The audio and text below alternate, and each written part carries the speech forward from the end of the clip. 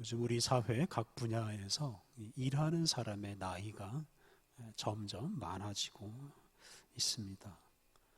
특히 우리 농촌은 소위 초고령 사회가 되었습니다. 농촌에 살면서 농사를 짓는 청년을 만나는 건 거의 불가능한 일입니다. 그런데 청년들이 없는 곳은 농촌뿐이 아닙니다. 이 건설 현장에서도 청년 일꾼 만나기가 참 어렵다고 합니다. 힘든 일을 하기 싫어하는 우리 세태를 잘 반영하고 있는 현상이라고 생각합니다. 그런데 아무도 힘든 일을 하지 않으려고 하면 우리 사회가 어떻게 되겠습니까? 농촌에서 일할 사람이 하나도 없어서 농산물을 하나도 생산하지 못하면 우리 온 국민이 다 같이 굶어야 할 수도 있습니다. 건설 현장에 일하는 사람이 하나도 없으면 사람들이 길바닥에서 잠을 자야 할 수도 있습니다. 일할 사람이 없으면 우리 사회가 유지될 수도 없고 큰 혼란에 빠질 것입니다. 요즘 청년들에게 꿈을 물어보면 어떤 목표를 이루는 것보다 어떻게 해서든지 돈을 많이 버는 게 꿈이라고 대답하는 청년들이 참 많습니다. 그런데 청년뿐이겠습니까? 다들 돈을 많이 벌어놓고 마음껏 돈을 쓰면서 사는 게 인생의 목표인 사람들이 참 많습니다. 돈을 버는 것도 단기간에 많은 돈을 벌고 싶어 합니다. 예를 들면 주식이나 코인이나 부동산 투자를 해서 일확천금을 하고 싶어 합니다. 월급을 많이 주는 직장에 다니는 거 나쁜 일은 아니지만 매일 출퇴근하다 보면 돈을 쓰고 싶어도 돈을 쓸 시간이 없기 때문에 가능하면 출퇴근 같은 건 안 하고 돈을 벌고 싶어 합니다. 요즘 좋은 물건이나 즐길 수 있는 것들이 참 많습니다. 그것을 다 사고 그것을 다 즐기려면 많은 돈이 필요하고 또 많은 시간도 필요합니다. 그러다 보니 일확천금을 해서 평생 놀면서 먹고 즐기고 살고 싶어 하는 것이 요즘 사람들의 꿈입니다. 그리고 실제로 또 그렇게 사는 사람들도 많이 있습니다. 그리고 그 모습을 지켜보는 사람들은 부러워하고 그런 사람들을 높여주기도 합니다. 그래서 우리 사회는 지금 어떤 생산이 아니라 소비를 목표로 하는 세상이 되었다라고 말할 수 있습니다. 그리고 소비를 많이 하는 사람이 목표를 이룬 사람이고 부러움의 대상이 됩니다. 반면에 돈이나 시간이 없어서 제대로 소비하지도 즐기지도 못하는 사람은 실패자 취급을 당하기도 합니다. 저는 이런 현실이 지금 우리 사회를 크게 잘못된 길로 이끌어가고 있다고 생각합니다. 앞서 말한 대로 일하는 사람은 점점 줄어들고 놀고 먹고 즐기려는 사람들은 점점 많아집니다. 그리고 소비를 많이 하는 사람이 성공한 사람 대접을 받다 보니까 사람들이 자기도 소비를 많이 하려고 애를 씁니다. 경쟁적으로 소비를 하고 좋은 물건 사려고 애쓰고 경치 좋은 데 관광하려고 애씁니다. 이렇게 경쟁적으로 소비를 하다 보니 그 엄청난 소비가 일어나고 그리고 그런 소비 때문에 온갖 해로운 쓰레기, 온실가스가 점점 더 많이 발생합니다. 그리고 우리 지구가 그걸 감당할 수 없을 정도가 되어서 우리 지구가 지금 몸살을 앓고 있고 이런 사태가 조금 더 계속되면 우리 사람이 살 수 없는 세상이 될 수도 있습니다. 일은 하지 않고 소비하려는 욕심만 많은 사람들이 사는 세상은 결코 좋은 세상이 될 수가 없습니다. 하고 싶은 일은 하나도 없고 그냥 갖고 싶은 것, 즐기고 싶은 일만 많은 세상, 이런 세상은 오래가지 않아서 망하고 말 것입니다. 지금 우리가 사는 세상이 그렇다고 말할 수도 있겠습니다. 옛날 데살로니가에 살던 일부 그리스도인들이 바로 이렇게 일을 하지 않고 노는 일에만 관심을 두었는데요. 오늘 본문은 바로 그런 사람들을 책망하는 말씀입니다. 오늘 데살로니가 후서를 읽었는데요. 데살로니가 후서는 사도 바울이 데살로니가에 있는 그리스도인들에게 보낸 두 번째 편지입니다. 데살로니가 후서 2장 2절을 보면 주의 날이 이미 이르렀다라고 말하는 사람이 나오고, 또 3장을 보면 예수님의 재림이 임박했다는 이유로 아무것도 하지 않고 놀고 먹는 사람들이 나옵니다. 지난주에 말씀드린 대로 우리 초기 그리스도인들은 예수님이 곧 다시 오실 것이라는 믿음을 가지고 살았습니다. 그런데 이렇게 곧 오실 예수님에 대한 믿음 때문에 예수님이 오셔서 모든 걸 다 해결해 주시기를 기대하고 사람은 아무것도 하지 않아도 된다라는 이런 잘못된 생각을 하게 되었습니다. 이런 잘못된 생각을 바로잡기 위해서 쓴 편지가 바로 이 데살로니가 후서입니다. 오늘 본문 6절을 보면 당시 교회의 문제점을 알 수 있습니다. 6절, 형제들아 우리 주 예수 그리스도의 이름으로 너희를 명하노니 게으르게 행하고 우리에게서 받은 전통대로 행하지 아니하는 모든 형제에게서 떠나라. 사도 바울은 이 게으른 사람이나 사도들이 가르쳐준 대로 살지 않는 사람들을 멀리하라, 그런 사람들에게서 떠나라 라고 말했습니다. 이 말씀은 그런 사람들을 교회에서 쫓아내라 하는 말로도 해석할 수가 있습니다. 지난주에 말씀드린 대로 예수님을 믿는 사람들은 믿음과 사랑과 소망의 인생을 살아야 한다라고 말씀드렸습니다. 그래서 예수님을 믿는 사람은 장차 이루어질 하나님의 나라, 그 미래를 내다보면서 현재를 열심히 사랑하며 살아야 한다라고 하였습니다. 이것이 바로 이제 사도들의 전통이고 가르침입니다. 그러니까 아무것도 하지 않으면서 그냥 하늘만 쳐다보고 예수님이 오셔서 모든 걸 다 이루어 주시기를 바라는 것은 결코 재림을 기다리는 좋은 방식이 아닙니다. 그러니까 일하지 않는 것, 게으르게 사는 것, 이것은 하나님의 뜻에 어긋나는 행동입니다. 우리 시대의 많은 사람들은 이제 일하지 않고 놀며 지내는 사람들을 이제 부러워합니다. 일하지 않고 노는 사람을 성공한 사람인 것처럼 떠받들기도 합니다. 그런데 성경에 따르면 그렇게 일하지 않고 노는 사람은 교회에 적합한 사람이 아니고 예수님의 재림을 제대로 기다리는 사람도 아닙니다. 다시 말하면 그렇게 사는 사람은 실패한 사람이라고 할 수 있습니다. 우리는 예수님께서 오셔서 이룰 하나님의 나라를 이제 기다리는 사람입니다. 그런데 그 하나님의 나라는 어떠한 나라입니까? 오늘 이 본문, 이 주제에 비추어서 생각해 보자면 로마서 14장 17절에서 이런 말씀이 나옵니다. 하나님의 나라는 먹는 것과 마시는 것이 아니요 오직 성령 안에 있는 의와 평강과 희락이라.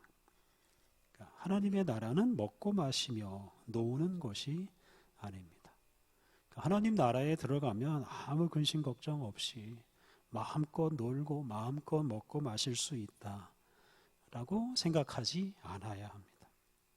이제 그렇게 생각하면서 하나님 나라에 갈 준비한다는 미명하에 날마다 먹고 마시고 놀기만 하는 사람은 하나님 나라에 적합하지 않은 사람이 될 수 있습니다.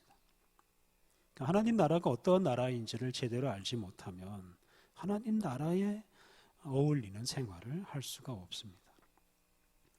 7절부터 9절은 이렇게 하나님 나라를 전파하며 살았던 사도 바울이 보여준 그 모범을 잘 말해줍니다. 그 중에서 8절 말씀, 누구에게서든지 음식을 값없이 먹지 않고 오직 수고하고 애써 주야로 일함은 너희 아무에게도 폐를 끼치지 아니하려 함이니. 사도 바울은 누구에게서든지 공짜로 음식을 받아 먹지 않았다라고 말합니다. 사도 바울은 밤낮 구분 없이 주야로 열심히 일을 했고, 그렇게 일을 해서 번 돈으로 음식을 사 먹고 그 돈으로 복음을 전하며 살았습니다. 9절에 나오는 대로 사도 바울은 복음을 전하는 사람으로서 다른 사람들에게 후원을 요청하고 후원금을 받을 권리도 있었습니다. 그런데 사도 바울은 그러한 권리를, 후원받은 권리를 사용하지 않았습니다. 그는 아무에게도 폐를 끼치지 않고 모든 비용을 스스로 일해서 조달했습니다. 이런 사도 바울의 모습에 대해서 이의를 제기할 수도 있습니다. 사도 바울이 만약 다른 사람의 후원을 받아서 복음을 전했더라면 더 널리, 더 많은 사람들에게 복음을 전했을 것이다. 이렇게 말하는 사람이 있을 수 있습니다. 자기 혼자 모든 걸 다 하는 사도 바울의 이런 선교 방식은 비효율적이다. 이렇게 말할 사람도 있을 것입니다. 그런데 더 널리, 더 많은 사람들에게 또 더 효율적으로 복음을 전하는 것보다 더 중요한 것이 있습니다. 그것은 바로 복음은 복음적으로 전해야 한다 하는 겁니다. 하나님 나라를 전파할 때 하나님 나라 방식으로 복음을 전해야 합니다. 달리 표현하면 하나님 나라 백성답게 살면서 복음을 전하는 것이 중요합니다. 예를 들어 선교사님들 중에 후원을 제대로 받지 못해서 선교 사역을 제대로 하지 못하는 선교사님들이 있습니다. 그런데 또 정반대로 후원금을 너무 많이 받아서 게으름에 빠지고 타락하는 분도 있습니다. 사도 바울처럼 유명한 사람이 후원을 요청을 하면 정말 많은 후원금을 받아낼 수도 있었을 것입니다. 그런데 사도 바울은 그런 방식을 선택하지 않고 자기가 열심히 일하는 방식을 선택했습니다. 사도 바울은 후원금을 많이 받아서 자신이 게을러지거나 또는 타락하는 것이 두려웠을 것입니다. 또 돈의 힘으로 복음을 전하게 되는 것도 두려웠을 것입니다. 열심히 일을 하면서 복음을 전하면 그렇게 타락할 염려도 없습니다. 그리고 진정한 하나님 나라 복음을 전할 수도 있고, 그리고 다른 사람에게 모범을 보일 수도 있습니다. 이렇게 열심히 일하면서 하나님 나라 복음을 전한 사도 바울이 데살로니가의 그리스도인들에게 부탁한 말씀이 있습니다. 10절 뒷부분에 누구든지 일하기 싫어하거든 먹지도 말게 하라 라고 하였습니다. 이 구절을 보면 일한 사람만 먹을 자격이 있습니다. 일을 하지 않는 사람은 먹을 자격이 없다는 말씀입니다. 달리 표현하면 일하는 사람이 사람다운 사람이고, 일하는 사람이 그리스도인답게 살 수 있고, 일하는 사람이 하나님 나라 복음을 제대로 전할 수 있습니다. 반대로 일하지 않는 사람, 단지 먹고 마시고 놀기만 하는 사람, 이런 사람은 진정한 그리스도인이 될 수도 없고 하나님 나라를 전할 수도 없고 하나님 나라에 들어갈 수도 없습니다. 그래서 부지런히 일하는 것이 바로 이 그리스도인답게 살아가는 가장 좋은 방법이라고 우리가 믿어야 합니다. 앞서 말씀드린 대로 일하지 않으면 딴 생각을 하게 되고 더러운 욕심에 빠지고 그 욕심을 채우고자 하는 마음을 먹고 그러다가 타락하게 되기도 합니다. 동서고금을 막론하고 부자와 권력자들은 다 타락했습니다. 왜 그랬겠습니까? 일하지 않았기 때문에 그렇습니다. 일하지 않다, 딴 생각에 빠지고 범죄의 유혹에 빠졌기 때문입니다. 오늘날 우리 시대가 이 생태학적으로 큰 위기를 맞이하고 있는 것도 우리 사람들이 일을 하지 않기 때문이라고 할 수 있습니다. 과학기술이 발달하면서 공장에서 물건을 생산하는 방식에 아주 큰 변화가 생겼습니다. 그중 하나가 바로 이 기계화입니다. 지금은 이제 로봇과 AI까지 인공지능까지 등장했습니다. 이런 과정을 통해 이 소위 생산성이 아주 급격하게 향상되었습니다. 사람 대신에 기계가 물건을 만들어냄으로써 소위 대량 생산이 가능해졌습니다. 물건을 대량으로 만들어내다 보니까 많은 사람들이 물건을 사용할 수 있고 소비할 수 있게 되었습니다. 그리고 이제 우리 시대의 경제는 이렇게 많이 생산해내고 많이 소비하는 방식으로 발전해 왔습니다. 그런데 공장에서 물건을 너무 쉽게 또 너무 많이 만들어내다 보니 제대로 소비되지 않고 제대로 사용되지 않고 그냥 버려지는 물건도 참 많습니다. 또 공장에서 만들어낸 많은 물건들이 그냥 조금 시간이 지나면 쓰레기가 되는 경우도 많습니다. 100만 원이 훨씬 넘는 이런 고급 휴대폰도 그냥 1, 2년 사용하고 나서 버리는 경우가 참 많습니다. 그러니까 공장에서 대량으로 이 물건을 소위 찍어내기 때문에 물건 아까운 줄 모르고 마구 소비하는 경향이 있습니다. 이런 것들이 다 우리 환경을 더럽히고 파괴하는 원인이 됩니다.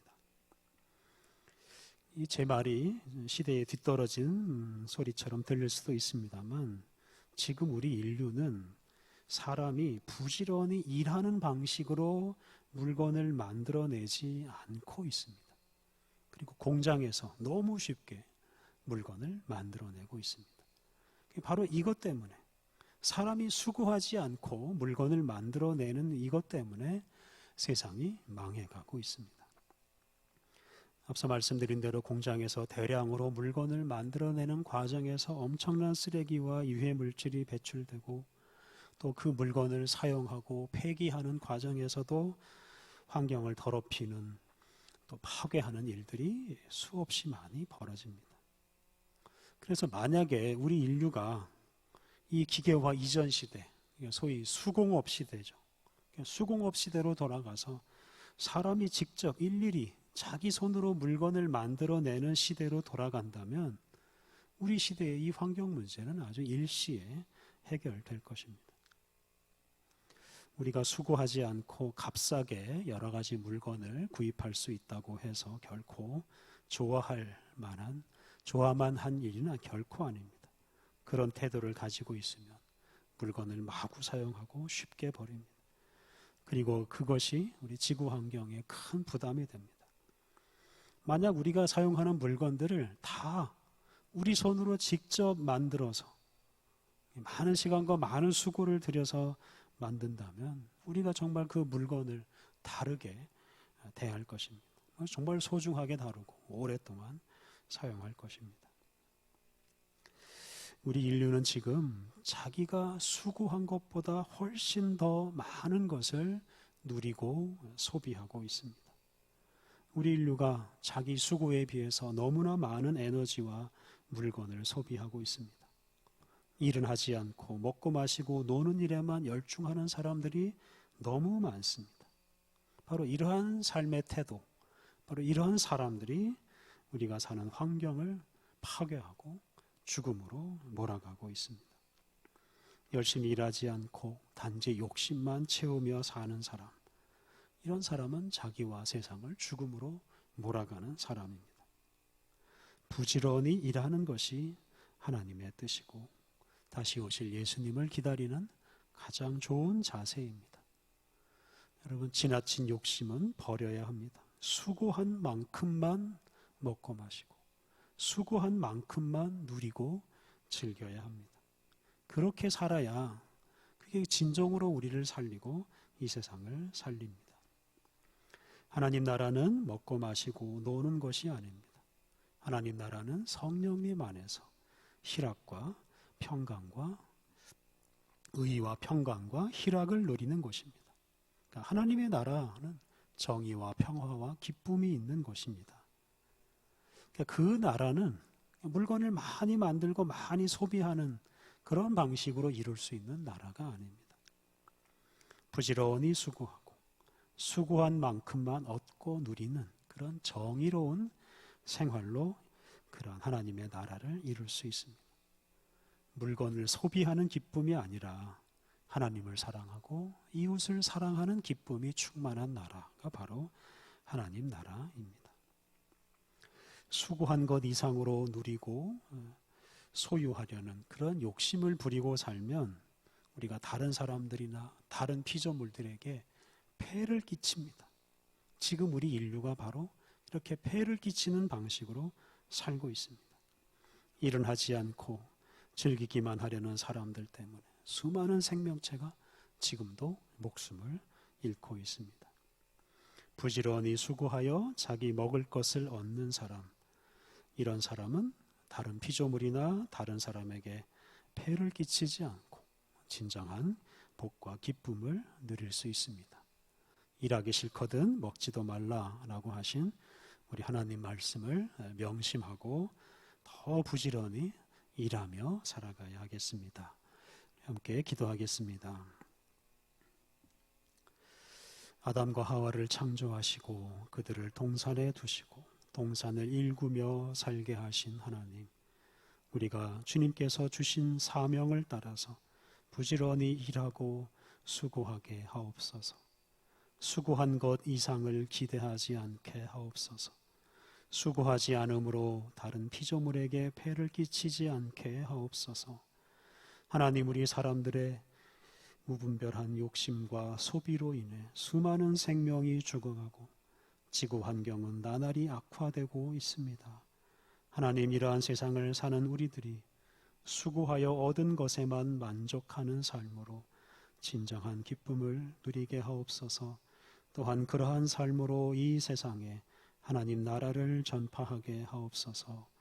하나님, 우리들이 부지런히 일함으로 수많은 피조물이 죽어가는 이 세상을 하나님 나라로 변화시키게 하옵소서. 예수님의 이름으로 기도드립니다. 아멘.